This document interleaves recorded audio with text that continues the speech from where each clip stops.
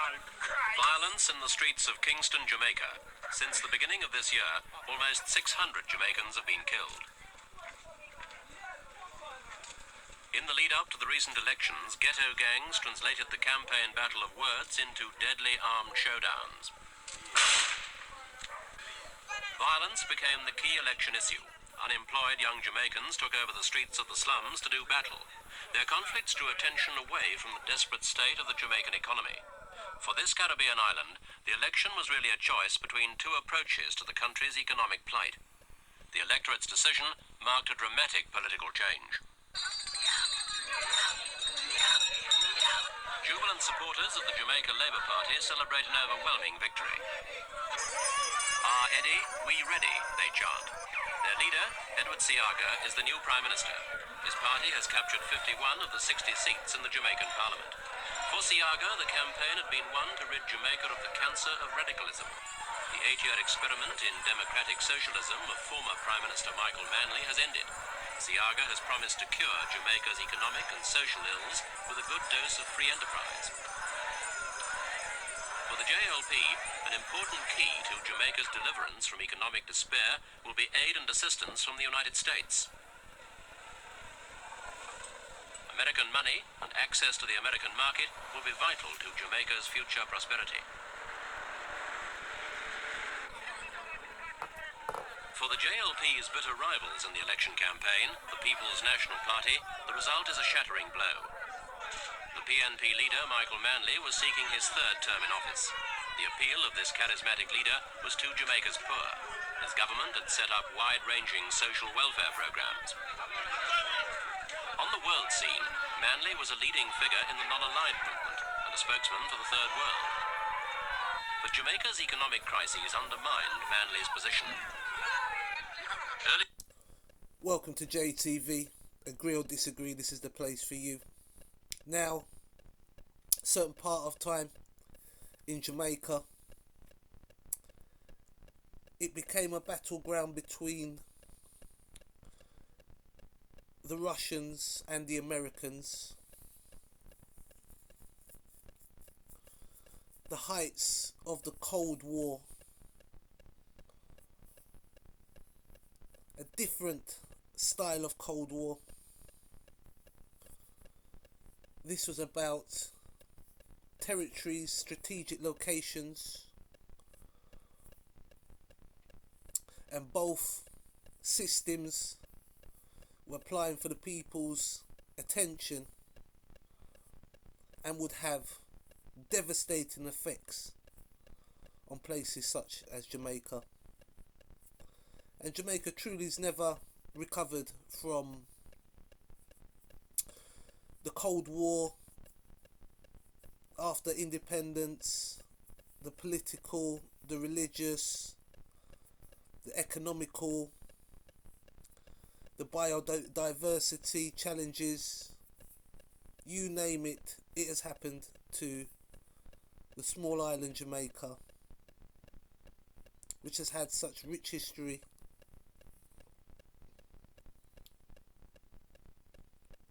Considering its new beginnings, yes, Jamaica was created, in my opinion, by the West. Was it an experiment that went wrong? Or was it just affected by earthly events of mankind? JTV, agree or disagree, this is the place for you. This year, his refusal to cut back on social programs blocked International Monetary Fund assistance. On this issue, he called the election and turned to foreign loans and the country's main export earners to revive the economy. Bauxite, the red mineral used for the manufacture of aluminium. Since its discovery here in 1943, its export earnings have grown to make it Jamaica's leading source of foreign exchange. It had been Michael Manley's objective to gain much greater control over this foreign-owned resource. In 1974, his government began to buy a 51% interest in local bauxite operations.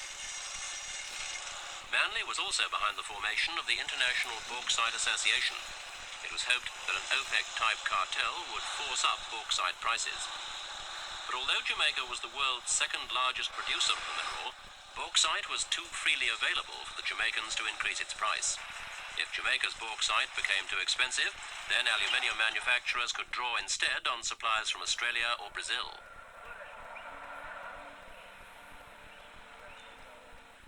With the North American producer's ability to draw on alternative sources of bauxite, the expected gains in revenue to the Jamaican government were not as high as hoped.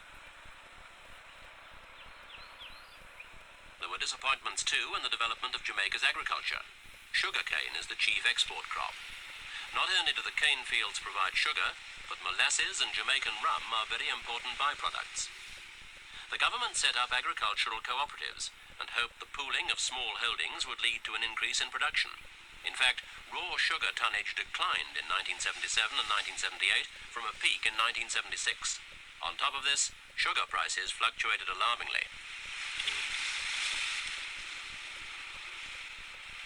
It was important for Manly's economic plans that agricultural production was increased and diversified. The country's manufacturing industries were reliant on imported raw materials and export markets.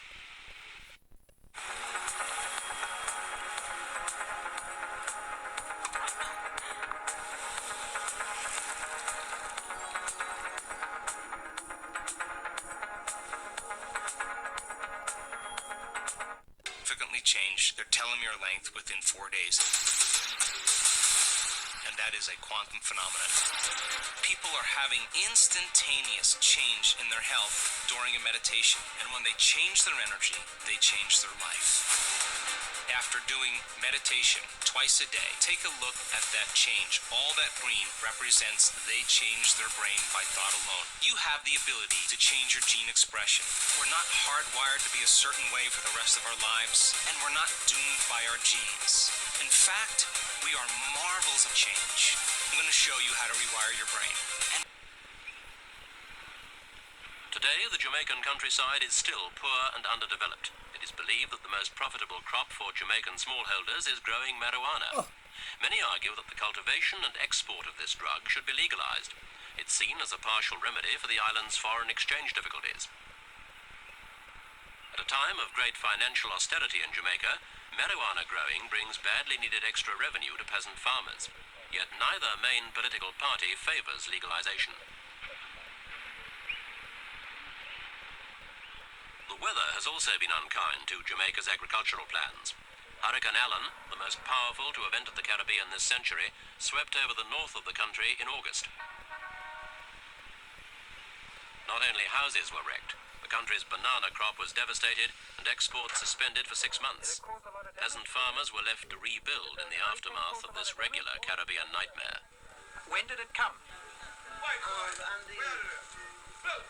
On the 6th of August.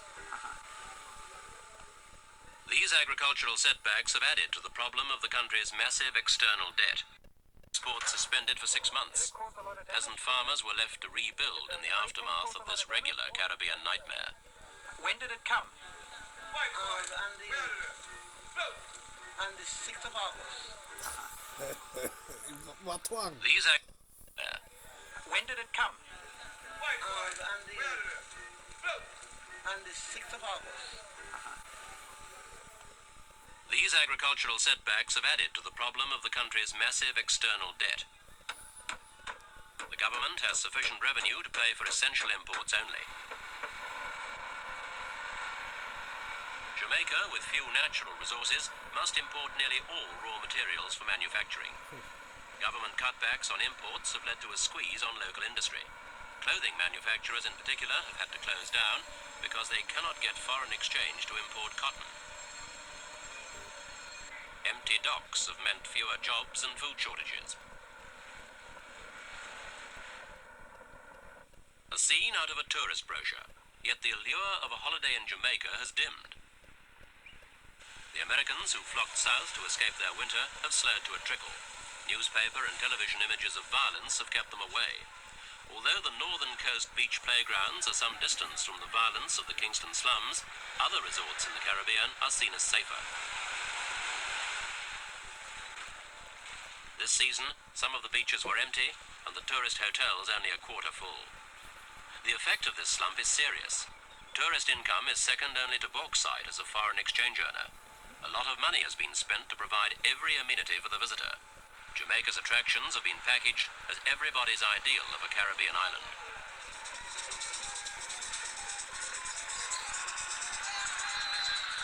Every amenity for the visitor. Jamaica's attractions have been packaged as everybody's ideal of a Caribbean island.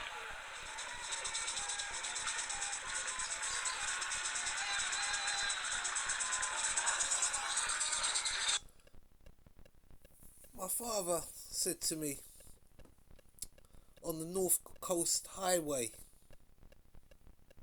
we were discussing the problems of Jamaica as even myself started to feel the effects of Jamaica, worrying about the rising crime. You know, that was a scary issue. Every day you put the news on, you would hear something gruesome going on. But I was very far from that in the countryside. But even in the countryside, you still had problems, but not as drastic as, say, headlines that would even scare tourists away. But it is a concern for people in Jamaica, safety, and also the flow of guns, which has increased and has not decreased. So I turned to Justice and I said, why can't they just,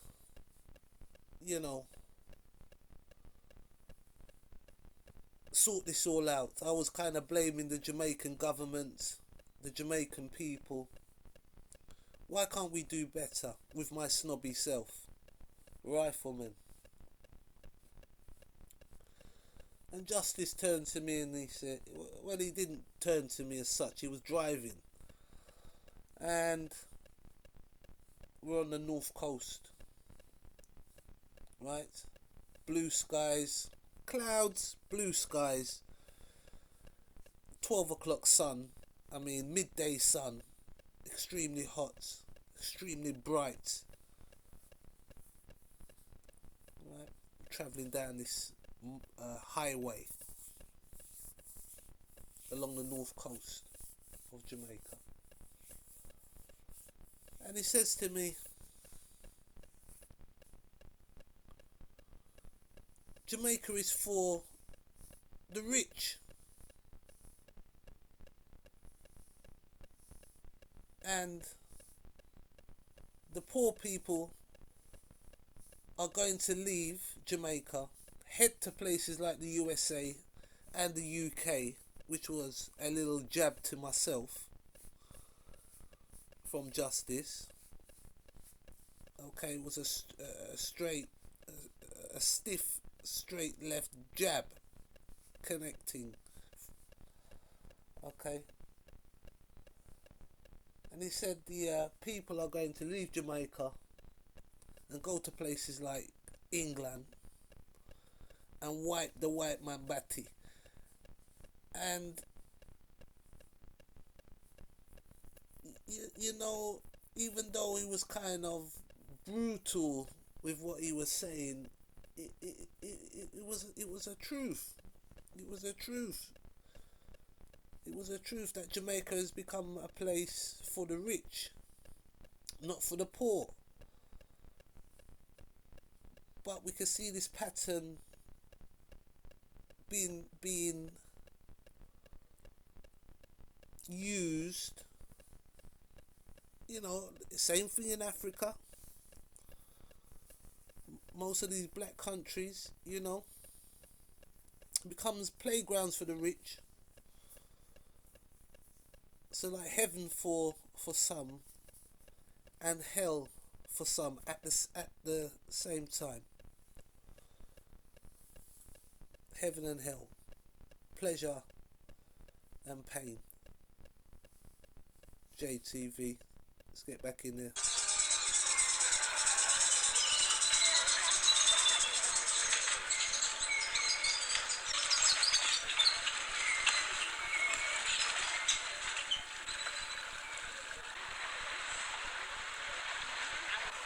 The flight of the tourists has occurred before during the violence of Jamaican elections, only to revive in following years. But the world of the resorts contrasts sharply with life among the urban unemployed. Jamaica's economic problems have left a third of its population out of work. In these areas where tourists are warned not to go, the local music of the people plays constantly. Across the UK,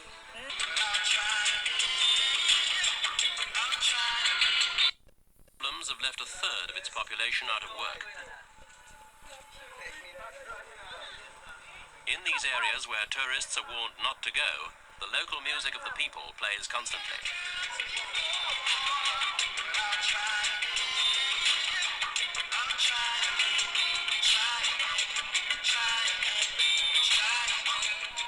Reggae music, the sound of Kingston, has spread to the rest of the world.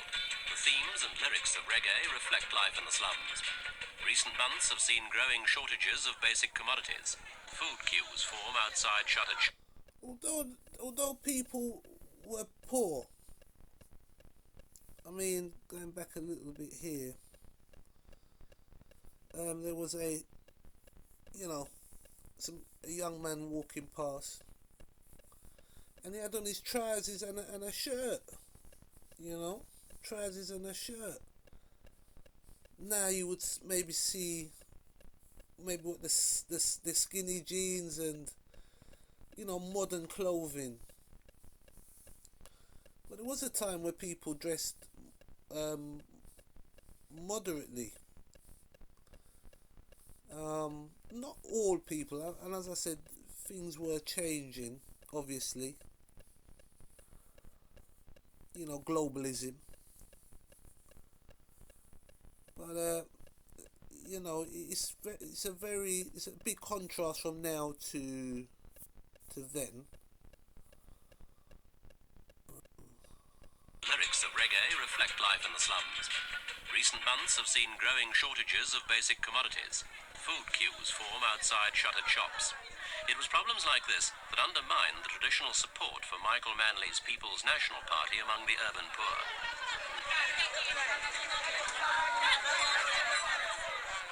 The scarcities hastened the exodus of middle-class Jamaicans to the United States. This has in turn led to a shortage of skilled labor and management.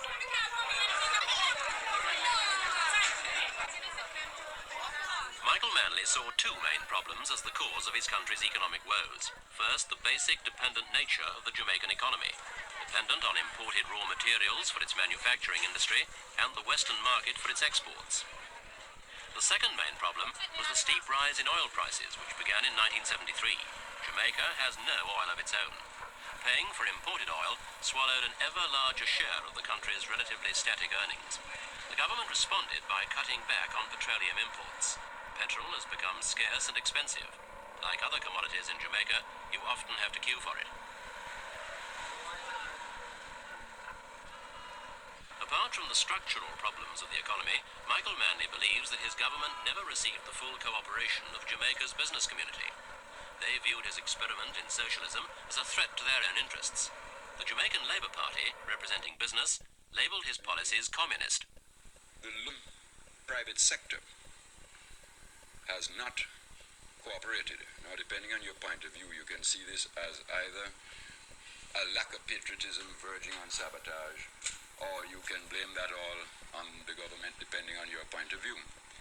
Our feeling about it is this, my own feeling about it is this, that Jamaica was an extremely elitist society, and a society by no means marked by concern for social justice. That Jamaica had to begin to tackle the question of the fundamental social relationships of the society, and we did that. We did that consciously and deliberately because it had to be done, in our view. Manley's foreign policy certainly opened up new contacts with the Eastern Bloc. He sought to move the Jamaican economy away from its dependence on the West. Visits like this one to Russia in April 1979 were aimed at opening up trade contacts. Manley believed that the centrally planned economies of the communist world could provide him with more secure markets for Jamaica's bauxite and sugar exports. New partners for bauxite would lessen the grip of the North American market. The Russians were also an alternative source of loans.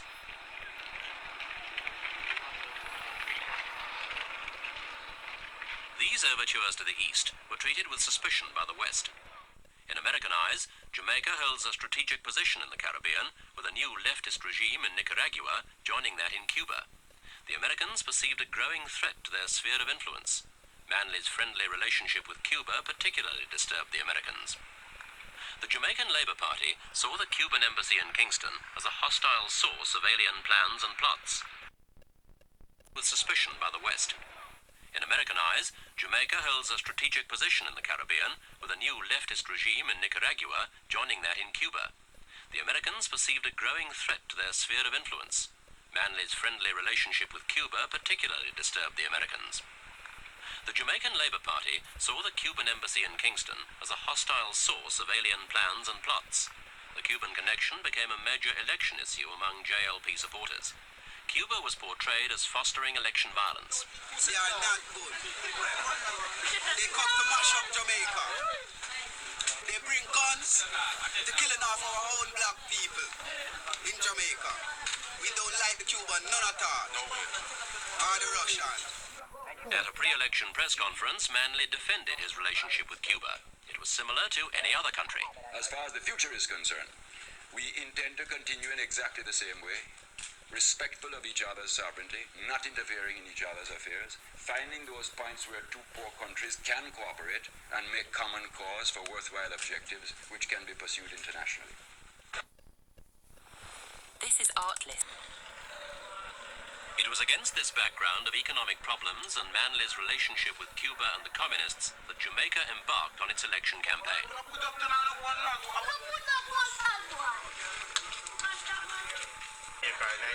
It was to be the most violent campaign in the country's history. The army was unable to control the warring factions. By night, political gangs controlled the Kingston slums.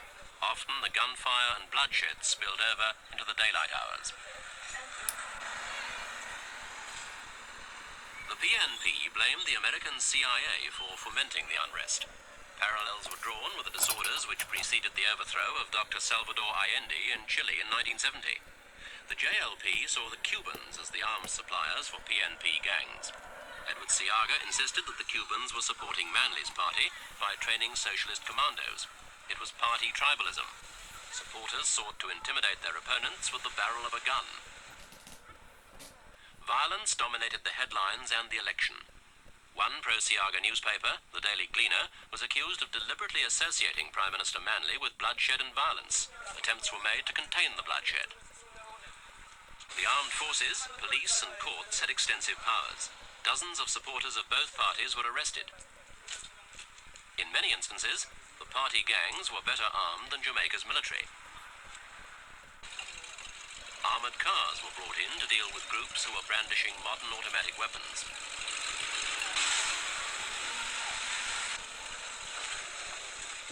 It's believed that illegal sales of marijuana enabled the gangs to buy modern American automatic rifles in Miami.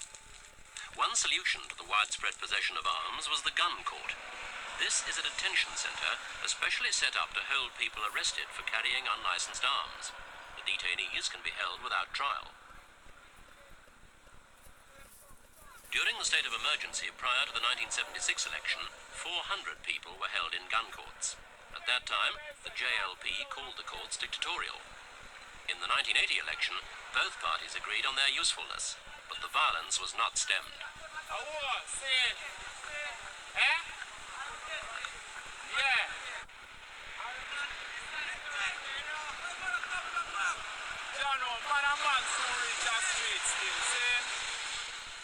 Further appeals by the government to catch those who possessed illegal guns were made in the press, but political and gang loyalty was high.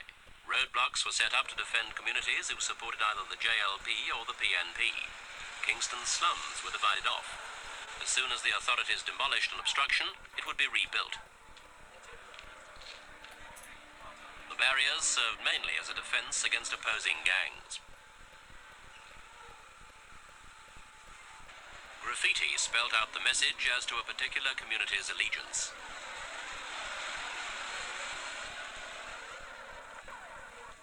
Occasional forays by one group into another's territory led not only to bloodshed, but the widespread destruction of property.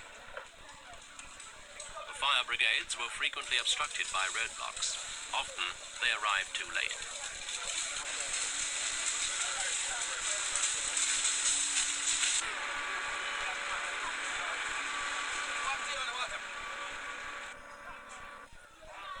Support for both candidates was enthusiastic. The party leaders were to risk their lives by going out to campaign. Edward Siaga was not renowned as a man at ease in popular meetings. Measured against the charisma of Manley, Siaga was seen as a lackluster leader, an intellectual, and a dull financial expert. But in the 1980 campaign, he appeared to have cultivated a common touch. Siaga had entered politics at the age of 23 and had been a minister in previous JLP governments from 1962 to 1972. At 50, he was now promising deliverance from the Cubans and from the shortage of basic commodities. You can't get a bar of soap to buy for bathing, or you can't get detergent to buy for washing. Flour!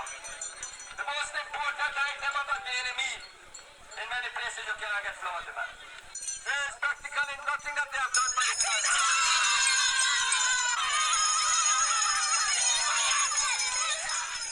To replace Manley's shortages, Siaga promised an economy on the Puerto Rican model. Like that country, Jamaica would try to become an important offshore manufacturing center for the United States. It would offer the advantages of cheap labor and tax concessions to American entrepreneurs. This would be the nature of the JLP deliverance after their victory at the polls.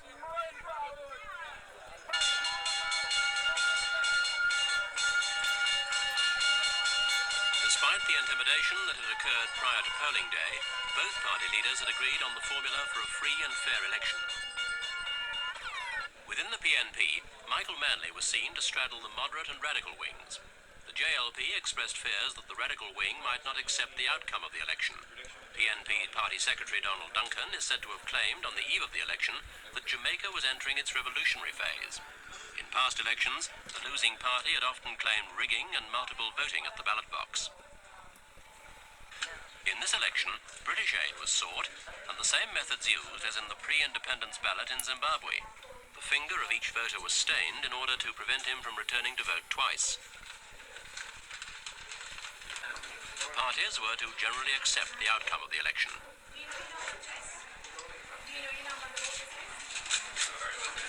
The bloody background of the past few months, turnout on election day was high. Over 80% came out to vote. It was widely considered the most important election in Jamaica for many years. But even on election day, violence was close at hand. All right, fine. On Edward Siaga's second visit to a polling booth in downtown Kingston, a gun battle broke out. Right.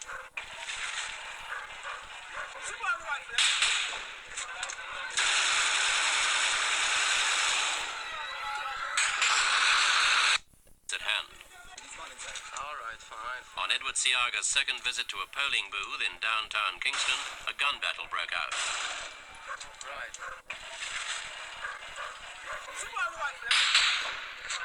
I mean, with all that high-powered weapon and such adversaries as the downtown gangs, there's one guy standing over with a piece of wood. Kingston, a gun battle broke out. Right.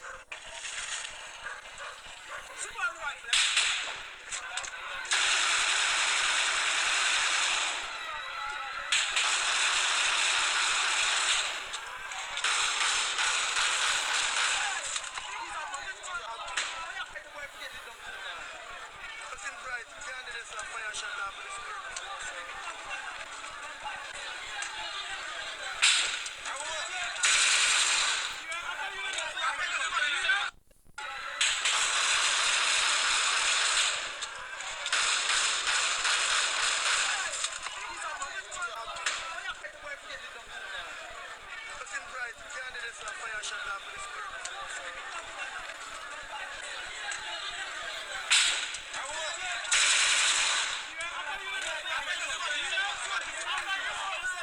battle between Siaga's bodyguards and the unknown assailants was to rage for 2 hours.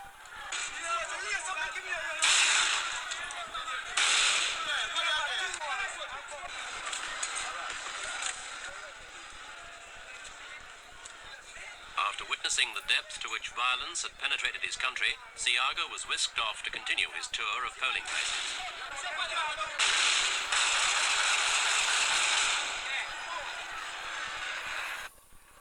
We were actually pinned down in a particular area for 2.5 hours this morning, while nothing less than 2,000 rounds of ammunition were fired.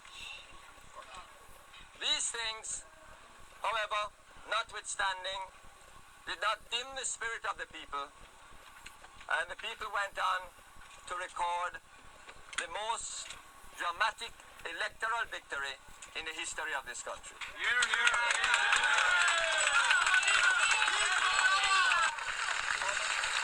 The following day, Edward Siaga was sworn in as Jamaica's new Prime Minister. The Governor-General forcibly outlined the tasks facing him. To restore good order and discipline in our society.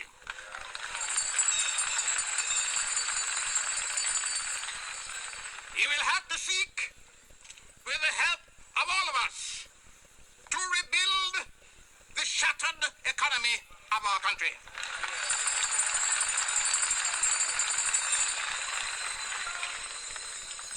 All these are particularly difficult objectives to be achieved, but they have to be achieved if Jamaica is to be saved.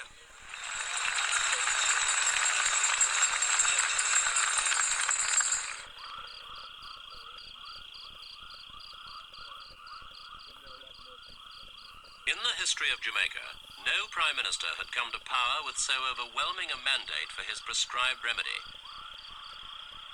It remains to be seen whether Siaga's economic medicine can give Jamaica a more stable future. This is JTV. Agree or disagree, this is the place for you. Catch you on the next one.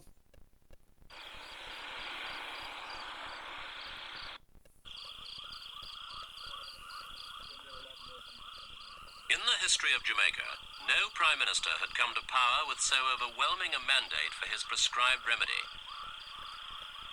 It remains to be seen whether Siaga's economic medicine can give Jamaica a more stable future.